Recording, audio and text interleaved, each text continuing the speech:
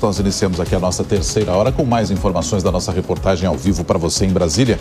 Isso porque o vice-presidente Geraldo Alckmin, ele cumpre agenda no México hoje. Você se lembra que falamos aqui que ele ia viajar para o México para conversar com autoridades locais. O Igor Damasceno tem mais informações. O Igor, na verdade, o objetivo da viagem seria ampliar o mercado internacional aí após esse tarifaço dos Estados Unidos. É isso que está por trás da viagem, Igor? Exatamente isso, Roberto, ainda na defesa do multilateralismo. Mais uma vez, bom dia para você, para a Soraya e também para todos que nos acompanham.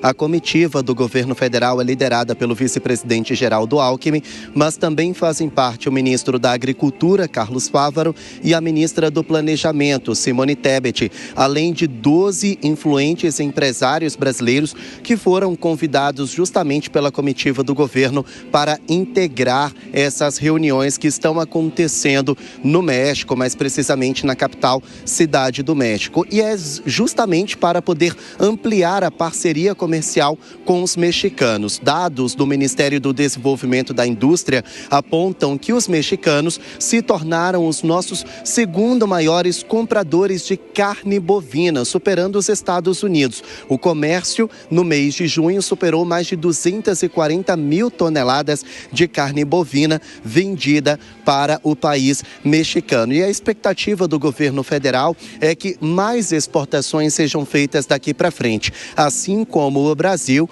o México também tem sofrido com os tarifaços, com as tarifas dos Estados Unidos, do governo norte-americano. Então, o país também defende o multilateralismo. Sabendo dessa situação difícil que a economia do México tem vivido, então o governo brasileiro tenta ampliar as negociações. Hoje, algumas autoridades e empresários mexicanos vão se encontrar com a comitiva brasileira, mas a grande expectativa é a reunião com a presidente Cláudia Sheinbaum. Ela tem uma certa proximidade com o presidente Lula, o que pode facilitar as negociações. O objetivo do governo é, enquanto não avança nas negociações com os Estados Unidos, então o Brasil tenta abrir um pouco mais o mercado com outros parceiros, entre eles o México. Pois é, Igor, são ações que a gente está acompanhando de perto, essa é mais uma delas, né? Agora, Igor, ontem o governo também publicou, né, regras para o acesso à medida que ajuda os exportadores atingidos aí pela taxação do Donald Trump. Como é que ficam esses critérios? Quais são esses possíveis benefícios para essas pessoas, Igor? Pois é, Roberto, o que aconteceu é que a medida provisória chamada de Brasil Soberano, ela já está em vigor desde o início deste mês, mas alguns pontos ainda precisam ser regulamentados por meio de decretos e portarias, por exemplo.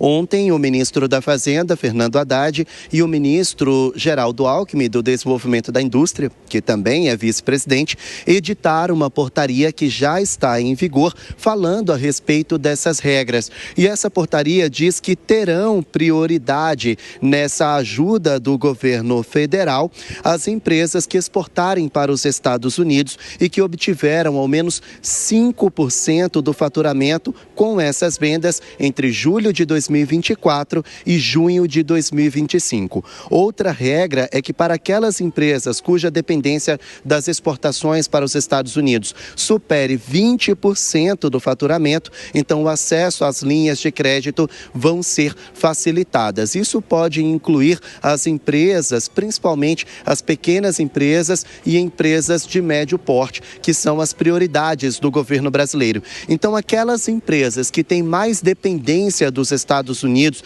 sofrem um pouco mais e, por isso, terão prioridade nessa portaria. Inclusive, o texto já foi publicado no Diário Oficial da União e já está em vigor, já está regulamentado. Voltamos ao estúdio. Detalhes, portanto, aí do chamado Plano Soberano. Muito obrigado, Igor Damasceno, em Brasília.